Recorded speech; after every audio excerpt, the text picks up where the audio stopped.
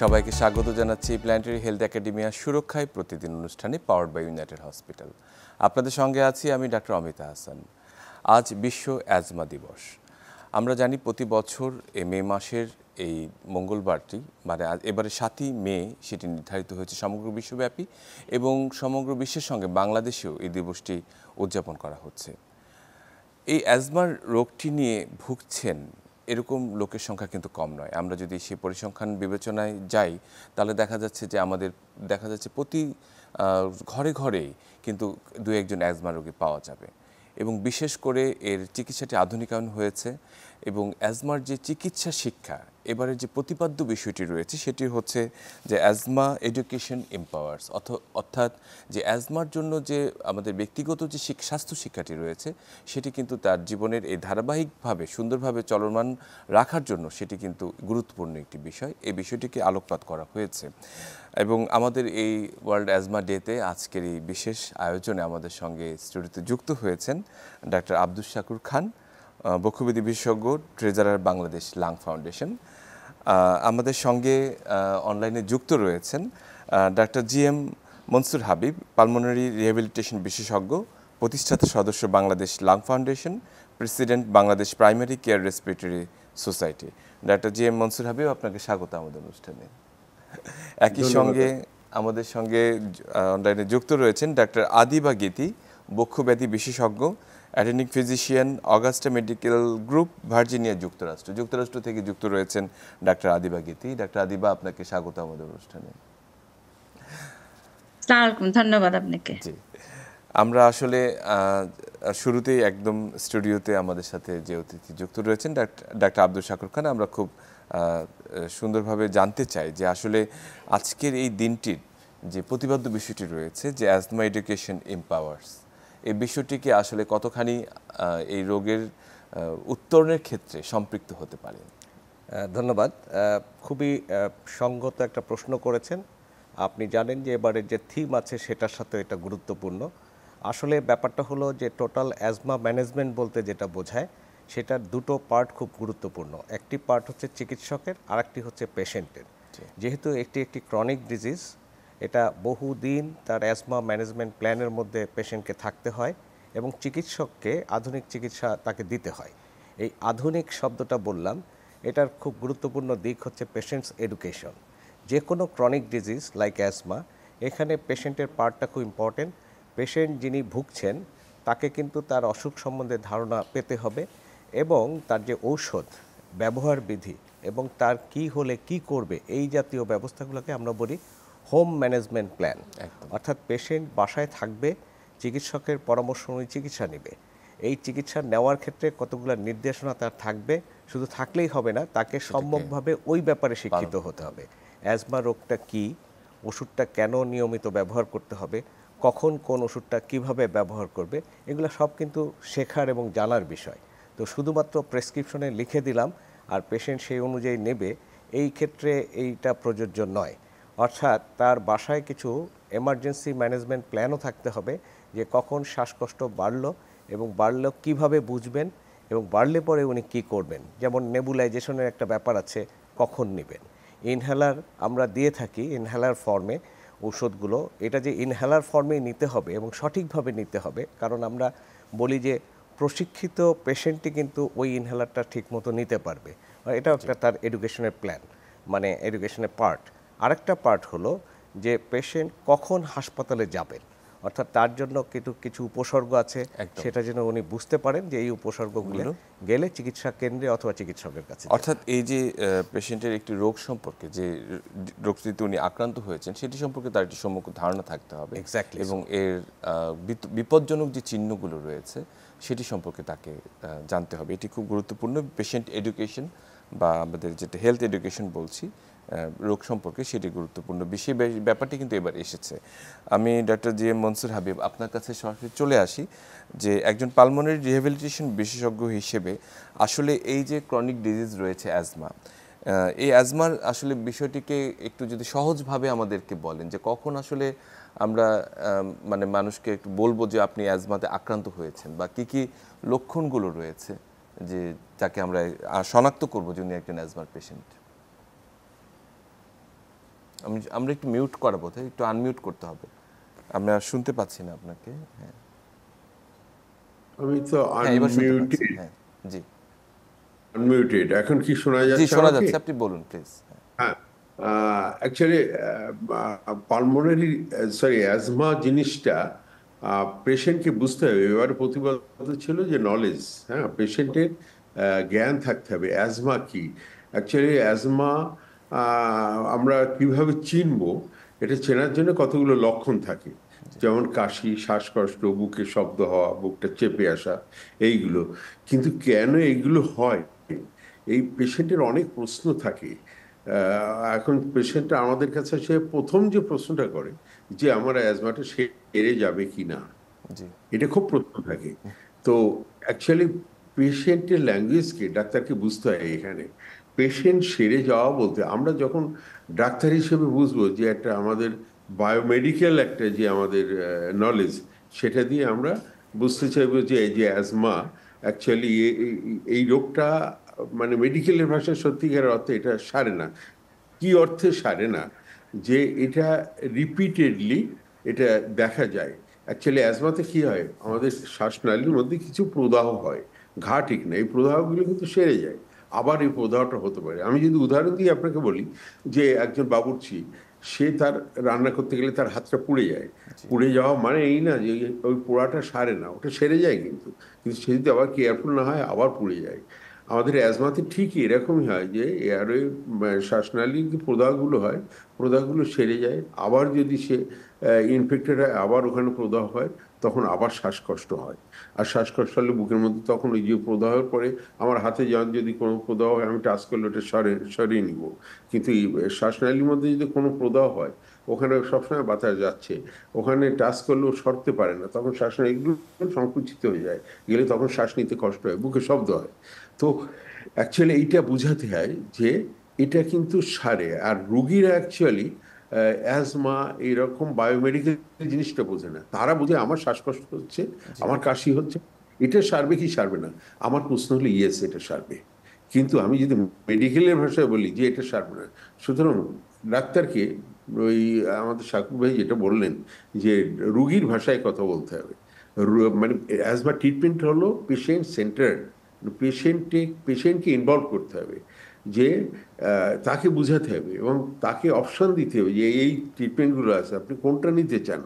জি এইভাবে যদি পেশেন্টকে আমরা ইনভলভ করতে পারি, তাহলে কিন্তু অ্যাডারেন্সটা ভালো। এটা একটা দীর্ঘমেয়াদী চিকিৎসা, এটা একদিনে যায় না। অ্যাজমা রুগী দেখা যায় অনেক সময় অ্যাজমা অ্যাটাক হচ্ছে 3 বছর সে ভালো আছে, 4 বছর ভালো আছে, আবার তার অ্যাজমা অ্যাটাক হলো। হ্যাঁ, এটা কিন্তু অ্যাজমাটা হয় শুধু এয়ারওয়েতে। আর এটা আমাদের যে একটা টেন্ডেন্সি থাকে যে এই অ্যাজমা ওষুধ চলবে, ডাক্তার একবার লিখে দিল আর চলবে। চলবে কথাটা অ্যাজমায় কোনো গাইডলাইনে লেখা নাই চলবে। এটা কিছুদিন চলবে, যখন আপনি দেখবেন যে আপনার সিমটম 2 মাস কন্ট্রোল হয়ে গেছে, আপনার আর কোনো অ্যাটাক হয় না, তখন কিন্তু আস্তে আস্তে এটা বাদ দিতে হবে, টেলার অফ করে করতে হবে। জি কিন্তু আমাদের আমাদের প্রচলিত ধারণা অ্যাজমা চিকিৎসা আমাদের এখন অ্যাকচুয়ালি অনেক আমরা পিছিয়ে আছি। আমাদের গাইডলাইনগুলো আমরা খুব একটা ফলো করি না, জি আমরা লিখে দিই চলবে। অনেক ওষুধ আছে আমাদের বাংলাদেশে, মন্টিলুকাস বলে একটা ওষুধ আছে, এইটা সবচেয়ে অ্যাজমা ড্রাগ হিসেবে সবচেয়ে বেশি বিক্রি হয়, অথচ জি গাইডলাইন এর জায়গা খুবই কম, খুবই কম, অল্প একটু জায়গা আছে যে এটা অল্প ক্ষেত্রে দেওয়া যায়, অধিকাংশ ক্ষেত্রে এর প্রয়োজন নাই। জি কিন্তু এইটা আমাদের সবচেয়ে বেশি তৈরি হয়। সুতরাং আমরা অ্যাজমা, আপনি যে প্রশ্ন করলেন যে আমরা অ্যাজমা চিনবো কী করে, আমাদের লক্ষণ দিয়ে চিনবো, এবং তারপরে কিছু টেস্ট আছে, জি ডায়াগনোসিস আছে। ডায়াগনোসিস দিয়ে আমি দেখবো যে আমার অ্যাজমা শ্বাসনালীটা কখনো কখনো প্রদাহ হচ্ছে কিনা, কখনো কখনো সংকুচিত হচ্ছে কিনা, কখনো আবার প্রসারিত হচ্ছে কিনা, জি এটা কিছু জি দিয়ে জি টেস্ট করে। আমরা আমরা এই বিষয়টিতে আসব, মানে এই শনাক্তকরণের বিষয়টিতে আসবো একটু পরে। আপনি খুব চমৎকার কিছু তথ্য দিয়েছেন, বিশেষ করে কিছু ওষুধ যেগুলো আসলে মানুষের ধারণা থাকে যে সারা জীবন চলতে থাকবে এবং মানুষ ভয় পেয়ে যায় যে একবার শুরু করলে আর বোধহয় সেটি থামবে না, এবং কিছু ওষুধের আসলে দীর্ঘমেয়াদী ব্যবহারও কিন্তু আসলে যুক্ত নয়। সেই বিষয়টি প্রসঙ্গে আমরা ফিরে আসবো। তার আগে আমি ডাক্তার আদিবা গীতি আপনার কাছে একটু ফিরে আসি। আজকের যে ওয়ার্ল্ড অ্যাজমা ডেটে যে বিষয়টি রয়েছে, অ্যাজমা এডুকেশন এম্পাওয়ার্স, এই অ্যাজমা এডুকেশন বা এই রোগ নিয়ে যে মানুষের যে এডুকেশনটি রয়েছে, শিক্ষাটি রয়েছে, সেটিকে আসলে আপনারা আপনাদের ওখানে কিভাবে করে থাকেন? মানে এর জন্য মানে আমাদের প্রেক্ষাপটে, আমাদের দেশের প্রেক্ষাপটে চেয়ে আপনাদের এডুকেশন পারপাসটি কিভাবে ভিন্নতর? জি, ধন্যবাদ। এটি খুবই গুরুত্বপূর্ণ, কারণ অ্যাজমা এডুকেশন জিনিসটা শুধুমাত্র পেশেন্টের জন্য না, আমাদের নিজেদের জন্য এবং যারা চিকিৎসক হচ্ছে এখানে তাদের জন্য খুবই জরুরি। যারা ফার্মেসি, এখানে আলাদা করে ফার্মেসিতে ওষুধ যায়, তারাও এই জিনিসটা যাতে বোঝাতে পারে, এবং পুরো পরিবারের সকলের, বিশেষ করে বাচ্চাদের অ্যাজমার হার এখানে খুবই হাই।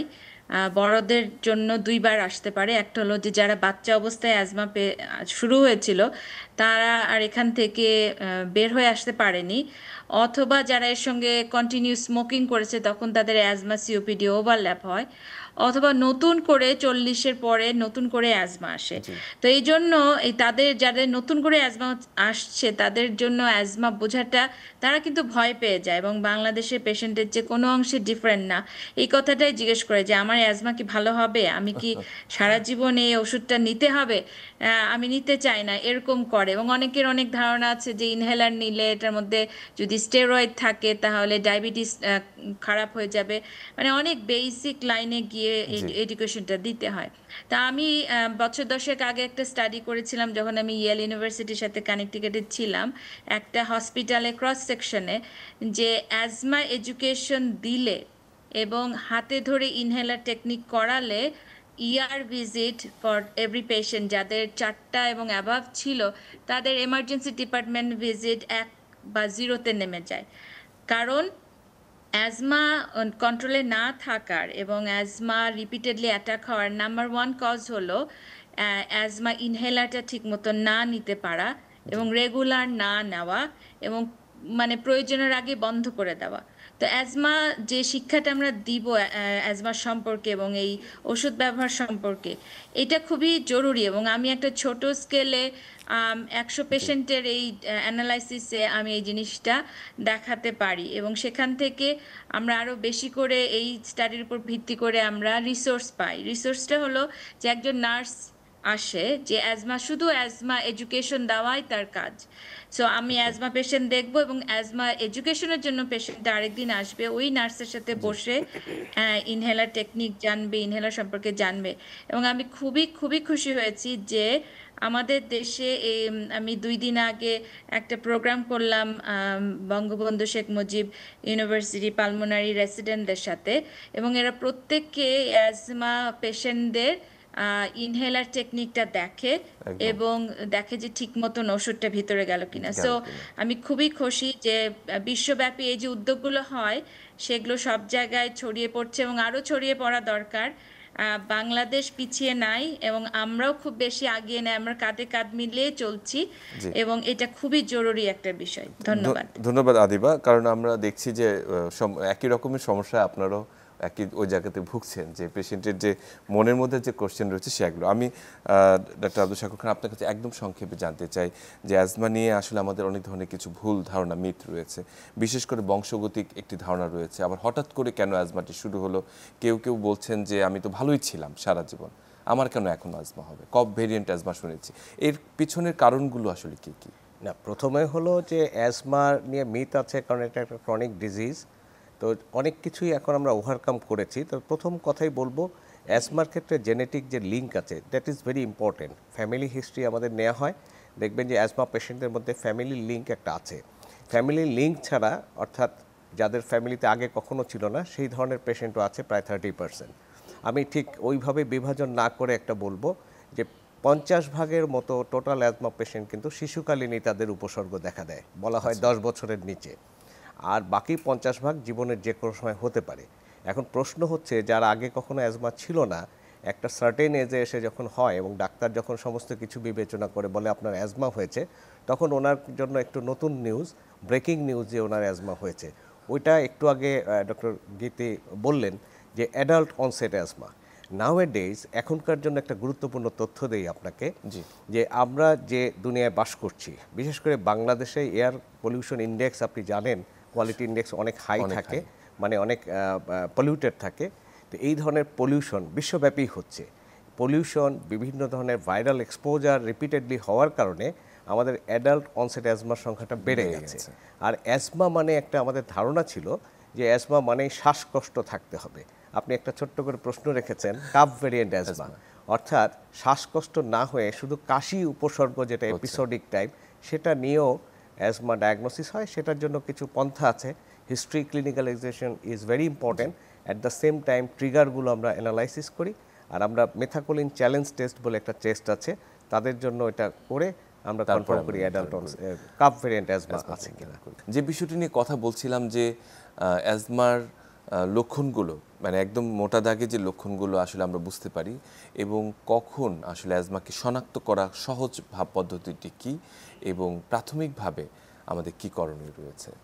না, আসলে একটু আগেই বলেছেন মনসুর হাবিব ভাই যে অ্যাজমার উপসর্গগুলো কিন্তু সারা বিশ্বে একই রকম। যেমন শ্বাসকষ্ট অথবা কাশি, বুকটা চাপ ধরে যাওয়া, এবং যেটা দেখা যাবে যে বছরের বিভিন্ন সময় ভালো থাকবে, আবার কখনো কখনো খারাপ হবে। অর্থাৎ শ্বাসকষ্ট, কাশি এটা মূল উপসর্গ, চেস্ট টাইটনেস বা বুক চেপে আসা। দ্বিতীয়ত হলো যে এরকম উপসর্গ দেখা দিলে পেশেন্ট তো নিশ্চয়ই ডাক্তারের শরণাপন্ন হবেন। এখন ডায়াগনোসিস যেটা বলি আমরা, রোগ নির্ণয়, এটা কনফার্ম করার জন্য কিছু পদ্ধতি আছে, আর আঁচ করার জন্য কিছু পন্থা আছে।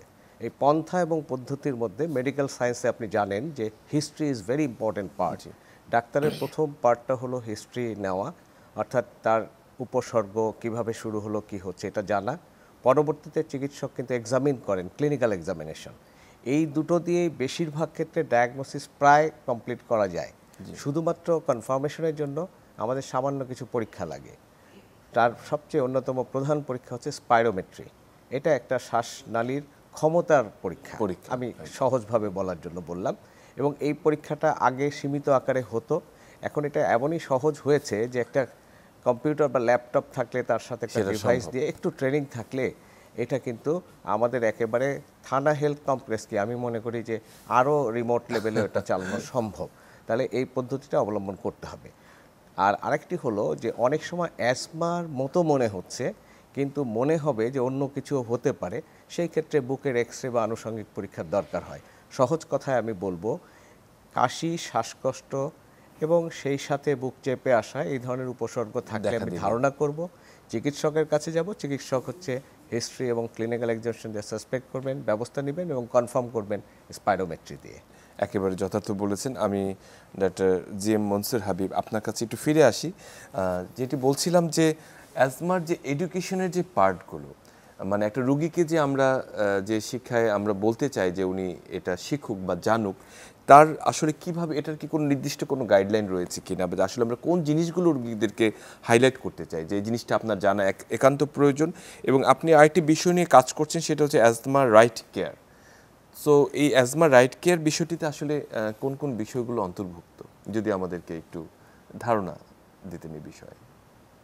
ধন্যবাদ আপনাকে। অ্যাকচুয়ালি অ্যাজমার ব্যাপারে কি কি জানতে হবে, পেশেন্টকে কি কি জানতে হবে, ডাক্তারকে কি কি জানতে হবে, এটা হলো ডাক্তারকে অ্যাকচুয়ালি জানতে হবে যে আধুনিক অ্যাজমা চিকিৎসা ব্যবস্থাটা কি।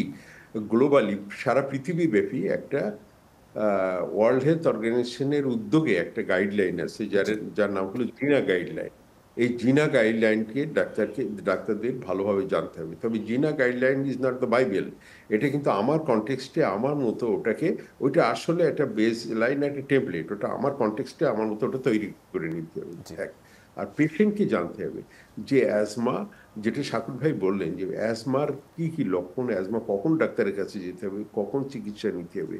আর অ্যাজমার কিছু ট্রিগার আছে, ট্রিগার বলতে মানে কিছু উত্তেজক আছে, যে উত্তেজকগুলোর কারণে, যেমন ঘরের ধুলা, ঘর ঝাড়ু দিচ্ছেন এই সময় যদি আপনি একটা মাস্ক পরেন, একটু কেয়ারফুলি থাকেন, তাহলে আপনার অ্যাজমা অ্যাটাক হয় না। এইগুলো পেশেন্টকে জানতে হবে। আর আপনি সেকেন্ড যেটা বললেন অ্যাজমা রাইট কেয়ার, এইটা একটা অ্যাকচুয়ালি সোশ্যাল মুভমেন্ট। এটা আমাদের দেখেন অ্যাজমার খুব ভালো ভালো চিকিৎসা আছে। অ্যাজমা চিকিৎসা নিলে অ্যাজমা যত কঠিনই হোক না কেন, সেটা নিয়ন্ত্রণ করা যায়। অ্যাজমা পেশেন্ট যেটা বলতে চায় যে আমার অ্যাজমা ভালো হবে কিনা, দ্যাট ইজ তার লক্ষণগুলো যাবে কিনা, ইয়েস, সেগুলো সম্পূর্ণ যাবে। একটা অ্যাজমা নিয়ে একটা মানুষ সুস্থ স্বাভাবিক জীবন যাপন করতে পারবে।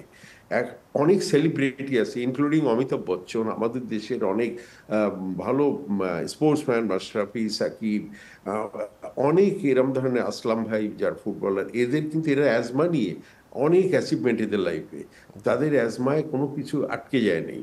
হ্যাঁ, সুতরাং এই এত ভালো চিকিৎসা আছে, অথচ আমাদের আমাদের দেশে ভালো ওষুধও আছে, অ্যাজমার কিন্তু সব ওষুধ আমাদের দেশে আছে এবং খুব বেশি দামও না, কিন্তু এত কিছু থাকার পরেও আমাদের দেশে অ্যাজমা কন্ট্রোল হচ্ছে না।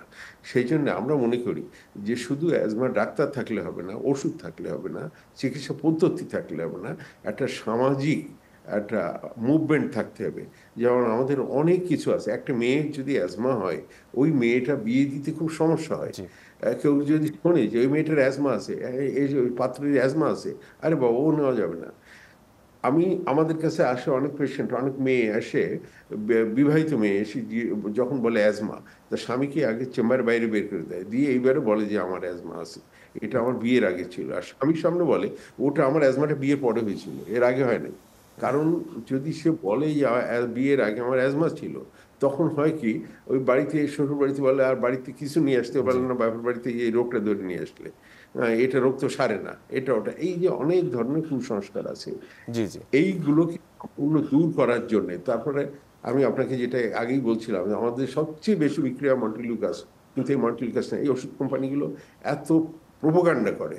আজকাল একটা দেখবেন ওই চ্যানেলে একটা, বিভিন্ন ফেসবুকে একটা ট্রাইব হলো, একটা বলে ফু দিতে হয়, দিয়ে বলে এটা দিয়ে অ্যাজমা সেরে যায়। এটা দিয়ে কখনোই অ্যাজমা সেরে না, কিন্তু এটা এত প্রচার করে যে লোকজন ওটা কিনে শুধু ফু দিতে থাকে যে এটা দিলে অ্যাজমা সেরে যাবে।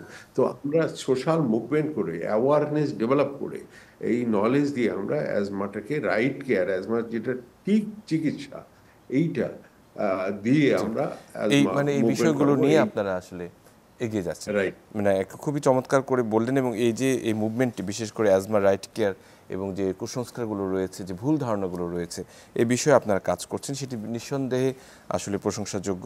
আমি ডাক্তার আদিবা গীতি আপনার কাছে ফিরে আসি, খুব সংক্ষেপে জানতে চাই যে আসলে যে পেশেন্টগুলো আপনারা শনাক্ত করেন বা চিকিৎসা পদ্ধতি যেটি বললেন যে এটি আন্তর্জাতিক গাইডলাইন ফলো করা হয়, বা পেশেন্টগুলোকে আসলে কিভাবে এডুকেশন দেওয়ার পর, আপনি বললেন যে একজন নার্স রয়েছেন যিনি ইনহেলারের ব্যবহার সম্পর্কে, ওষুধের ব্যবহার সম্পর্কে করে থাকেন, এই পেশেন্টগুলোকে আপনারা কত ফ্রিকোয়েন্টলি মনিটর করে থাকেন বা তাদেরকে পরবর্তী চিকিৎসার জন্য কিভাবে তাদেরকে সুপারভাইজ করে থাকেন?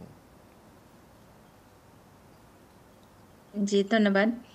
তো অ্যাজমা শনাক্তকরণ আসলে 90 ভাগই হলো পেশেন্টের সাথে কাছ থেকে ইনফরমেশন নেওয়া, যেটাকে আমরা হিস্ট্রি টেকিং বলি।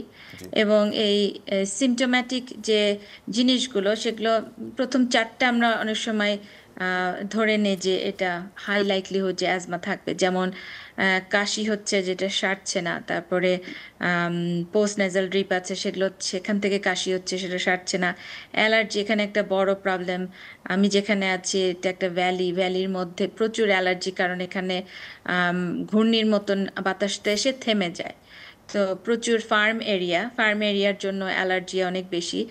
তো এক এক দেশে এক এক কনটেক্সট। যেমন আমি একবার একটা ইন্টারন্যাশনাল কনফারেন্সে গেছিলাম, এবং সেখানে নেদারল্যান্ড বেসড যতগুলো স্টাডি, সবগুলো হলো গরুর ফার্মের আশেপাশে, কারণ ওখানে গরু বেশি। তো এই সমস্ত একটা পার্টিকুলার কেমিক্যালের সাথে রিলেশন। তো ওরকম বাংলাদেশেও এয়ার পলিউশন, তারপরে এয়ার পলিউশন একটা বড় ব্যাপার এখানে, ইন্ডাস্ট্রি যে সমস্ত বড় বড় স্টেটে, সেই সমস্ত জায়গায়। তো এই ট্রিগারগুলো বুঝতে পারা, এটার জন্য ঠিক মতন হিস্ট্রি নেওয়াটা, যে আপনি কি মনে করতে পারবেন যে কোন জিনিস থেকে আপনার এই অ্যাজমাটা খারাপ হলো। কারণ অ্যাজমা খুবই সিম্পল একটা জিনিস, যদিও মনে হচ্ছে জটিল রোগ, কিন্তু আসলে খুবই সিম্পল জিনিস। এটা হলো এয়ারওয়ে বা শ্বাসনালীর বিভিন্ন শাখা প্রশাখায় ইনফ্লামেশন হয়। ইনফ্লামেশনটা can be triggered by known trigger or unknown trigger. এবং এই সিমটমটা তখন যে সিক্রেশনগুলো থেকে হয়, তখন শ্বাসকষ্ট হয়, কাশি হয়, মুখের মধ্যে চাপ ধরে। তো সেইটা কোনো চিকিৎসা ছাড়াও কিন্তু সিমটম আবার রিভার্স হয়ে যেতে পারে। এইটা এপিসোডিক, মানে এখন আসবে আবার ভালো হয়ে যাবে, যেটা আমাদেরকে হাবিব ভাই বললেন। এবং এই জিনিসটা ভালো করে শোনা, এবং আমি অনেক সময় স্পাইরোমেট্রি অর্ডারও করি না যদি না পেশেন্টের স্মোকিং হিস্ট্রি থাকে। আমি ব্লাড অর্ডার করি, সেটা হলো আমি খুবই সিম্পল একটা সিবিসি।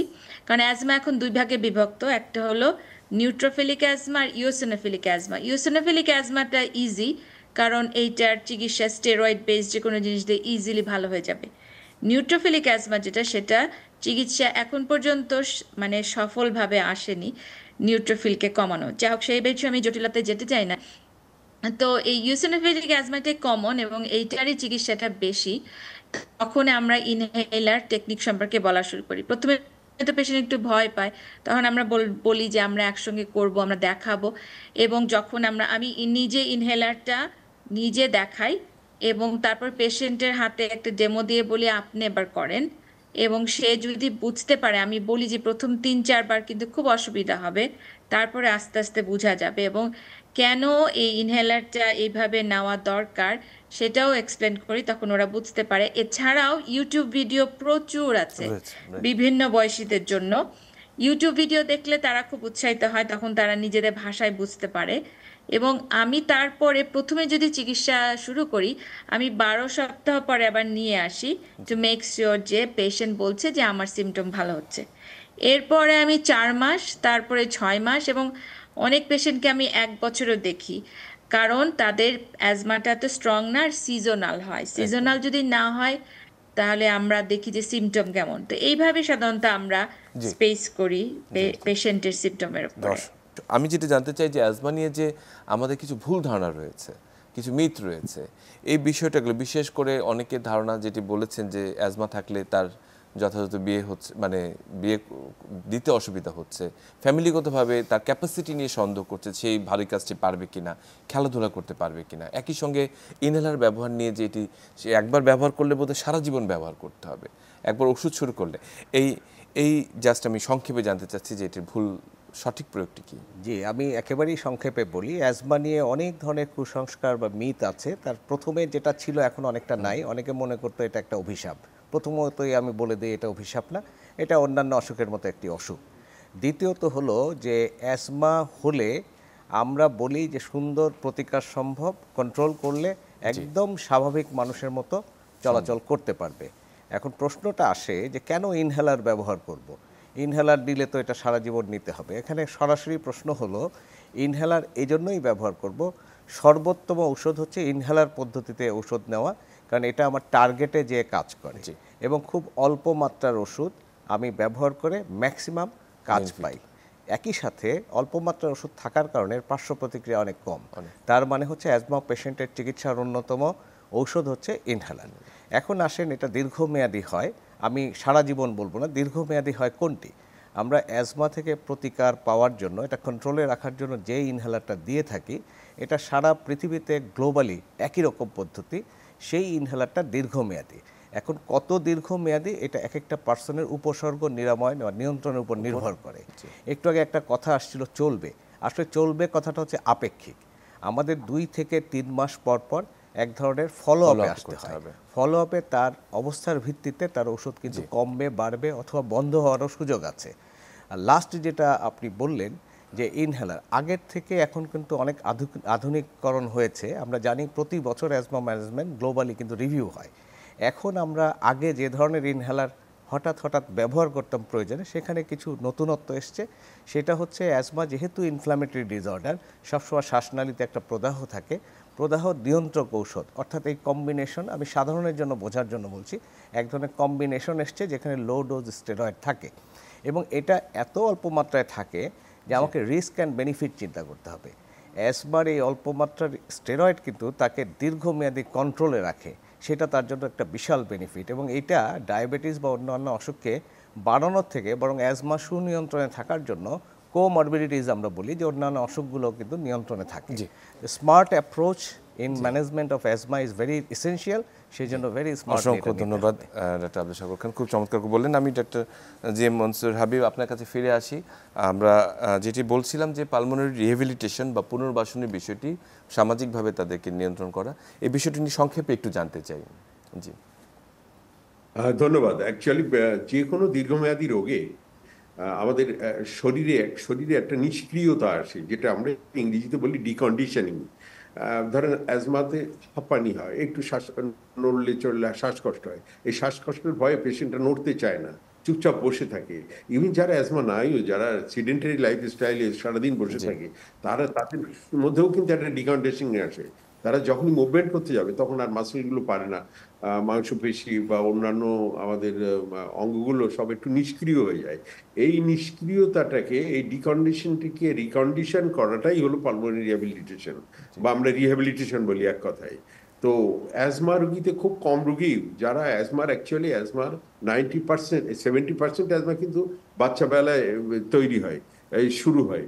তারপরে এটা তারা পুরোপুরি চিকিৎসা না নিতে নিতে এক পর্যায়ে আসে যখন তার স্থায়ীটা, আগে আমরা যেন বললাম, সাকুর ভাই বললেন যে অ্যাজমা মাঝে মাঝে হয়, আবার মাঝে মাঝে ভালো থাকে, আর শেষের দিকে এসে তাদের এমন অবস্থায় সবসময় তার অ্যাজমাটা থাকে, ফলে সে তার বডিটা একদম পুরো ডিকন্ডিশন হয়ে যায়, নিষ্ক্রিয় হয়ে যায়। এই নিষ্ক্রিয়টাকে সক্রিয় করার জন্য তার ফুসফুস এবং অন্যান্য যে মাংসপেশিগুলোর একটা ব্যায়াম করাতে হয়, এবং তাকে ব্যায়াম করায় তাকে আবার সক্রিয় করতে হয়। এটা আর একই সঙ্গে রিহ্যাবিলিটি পুনর্বাসনের সবচেয়ে বড় জিনিস হলো asthma education. Asthma action plan দেওয়া একটা, যে কখন তাকে কি করতে হবে এটা পেশেন্টকে শিখাই দেওয়া, মানে পেশেন্টকে এম্পাওয়ার করা, সে নিজের চিকিৎসাটা যেন নিজে করতে পারে, এবং এটা এত সহজ পদ্ধতি পেশেন্ট এটা করতে পারে। এবং পালমোনারি রিহ্যাবিলিটেশনের উদ্দেশ্য হলো এটাই, যে তাকে সক্রিয় করা, তাকে নলেজেবল করা, তার অ্যাজমা তার হাতে তার চিকিৎসাটা তুলে দেওয়া। এটাই হলো পালমোনারি রিহ্যাবিলিটেশন। এটা খুবই সাকসেসফুল। আমরা আমাদের দেশে অনেকগুলো স্টাডি করেছি, বিশেষ করে Bangladesh lung foundation, primary care respiratory society বা অ্যাজমা অ্যাসোসিয়েশন, এবং আমি শ্রদ্ধাভরে স্মরণ করব আমাদের প্রফেসর শামসুল হক স্যারের এবং প্রফেসর রাশিদুল হাসান, প্রফেসর আলী হোসেন, যারা এই দেশে অ্যাজমা চিকিৎসার একেবারে পথিকৃৎ। তারা কিন্তু অনেক আগে থেকে, সেই 2000 সাল থেকে শুরু করে সংগ্রাম করে যাচ্ছে। আমরা স্কুলে যাই, বাচ্চাদের শিখাই, বলি যে অ্যাজমা হলে কি করতে হবে, স্কুল প্রোগ্রাম করি, আমরা কমিউনিটিতে যাই, আমরা বিভিন্ন জায়গায় করি। তো এইভাবে আমরা অ্যাজমা পুনর্বাসন করে সামাজিক সচেতনতার মাধ্যমে অ্যাজমার বার্ডেনটা কমাই দিতে পারি। অসংখ্য ধন্যবাদ doctor J M Mansur Habib, খুব চমৎকার করে আপনি আমাদেরকে ব্যাপারটিকে বুঝিয়ে বললেন। আমি একেবারেই সংক্ষিপ্তভাবে ডক্টর আদিবা গীতি আপনার কাছে ফিরে আসি, যে আসলে এই আজকের এই বিশেষ দিনে যে কিছু মেসেজ যদি আমরা জানতে চাই, যে টেক হোম মেসেজ 3-4টি কথায়, তাহলে আসলে কি বলবেন আমাদের জন্য? অবশ্যই। আমি সবার আগে ধন্যবাদ জানাবো আপনাদেরকে যারা বাংলাদেশে কাজ করছেন, এবং আমি খুবই ইমপ্রেসড যে যেভাবে এই সামাজিক যে টাবুগুলো, এই ভুল ধারণাগুলো, মানে ভুল ধারণাগুলো ভেঙে দিয়ে আপনারা এগোচ্ছেন। আমি জানতাম না, এবং আমি আজকে অনেক কিছু শিখলাম। এবং এখানে আমরা অনেক কিছু এরকম পুরোপুরি টাবু না দেখলেও মানুষের ভয়টা দেখি। তা আমি বলবো যে অ্যাজমা কোনো ভয়ের রোগ না। আমি যেটা বললাম, যেটা খুবই সিম্পল একটা জিনিস, জানতে হবে যে ট্রিগার কি, পেশেন্টের জন্য লক্ষ্য করা যে কি জিনিস দিয়ে অ্যাজমার মতন জিনিস হচ্ছে, এবং আসলে এটা অ্যাজমা কি না এটা বোঝার জন্য সঠিক মানুষের কাছে যাওয়া। এবং আমরা তো আসলে ইন্টারনাল মেডিসিন স্পেশালিস্ট, তারপরে এখন পালমোনারি স্পেশালিস্ট, এইভাবে আলাদা আলাদা করে রোগী দেখি। এখানে একটু ভিন্ন, যে প্রাইমারি কেয়ার ফিজিশিয়ান বলে যারা মেডিসিন স্পেশালিস্ট, তারা আগে রোগীদের দেখে, তারপরে স্পেশালিস্টের কাছে যায়। তো যারাই রোগীকে দেখেন না কেন, যেহেতু স্পেশালিস্ট বেসড এখনো মেডিসিন প্র্যাকটিস হয় দেশে, যারাই রোগী দেখেন না কেন, তারা যদি শ্বাসকষ্ট শোনেন, তাহলে বোঝার চেষ্টা করা যে এটা যদি অ্যাজমা হয়, তাহলে পালমোনোলজিস্ট যেহেতু এখন আলাদা একটা বিভাগ, এবং অনেকে যে বিএসএমএমইউতে যেতে পারে, সঠিক লোকের কাছে পাঠাবেন, অথবা নিজেরাও একটু বুঝে নেবেন যে আসলে অ্যাজমা কিনা, এবং সঠিকভাবে ইনহেলারটা দেওয়া যায়। এবং এখনকার যে নিয়ম, সেটা হলো স্টেরয়েড বেস ইনহেলার। অ্যালবিউটারল এখন থার্ড লাইন অফ ট্রিটমেন্ট, এটা বিশ্বাস করতে হবে যে অ্যালবিউটারল হলো third line of treatment. Steroid inhaler যদি অ্যাজমা হয়, এবং অ্যাজ নিডেড, অ্যালবিউটারল যেরকম অ্যাজ নিডেড ছিল, সেরকম অ্যাজ নিডেড স্টেরয়েড বেস, অথবা টুয়াইস ডেইলি। জি আদিবা, অনেক ধন্যবাদ আপনাকে, আপনি খুব চমৎকার করে বলেছেন। স্যার, আমি একেবারে শেষ একটি শব্দে শুধু জানতে চাই যে আজকের প্রতিরোধের জন্য আমরা আসলে কি করতে পারি অ্যাজমার, মানে একটি মেসেজ। আমার একটি মেসেজ হলো, অ্যাজমা সম্বন্ধে আমাদের নিজেদের মধ্যে ধারণাটা আধুনিকরণ করতে হবে, অর্থাৎ আধুনিক হতে হবে। অ্যাজমা একটা সামগ্রিক চিকিৎসা ব্যবস্থা, এখানে চিকিৎসকের পাশাপাশি যারা রোগী এবং রোগীর পরিবার, তাদেরকে সচেতন হতে হবে। এর সম্বন্ধে আমরা যেভাবে ঔষধ ব্যবহার করা উচিত এবং যেভাবে চিকিৎসকের কাছে ফলো আপে যাওয়া উচিত, এ ব্যাপারে সচেতন। অসংখ্য ধন্যবাদ আপনাদের সবাইকে যারা আমাদের সঙ্গে এতক্ষণ যুক্ত ছিলেন। প্রিয় দর্শক, আমরা একেবারে শেষ পর্যায়ে আজকে বিশ্ব অ্যাজমা দিবসে যে সতর্কতা নিয়ে আমরা কথা বলছিলাম তাতে একটি কথা বলতে চাই, সেটি হচ্ছে যে অ্যাজমাকে আসলে যে ব্যক্তিগত যে শিক্ষাটি সেটিকে আসলে ভীষণ গুরুত্বপূর্ণ এবং এটিকে অবহেলা করা চলবে না। যখনই প্রয়োজন আপনার ডক্টরের কাছে ফলো আপে যেতে হবে। আপনারা সবাই সুস্থ থাকবেন, ভালো থাকবেন।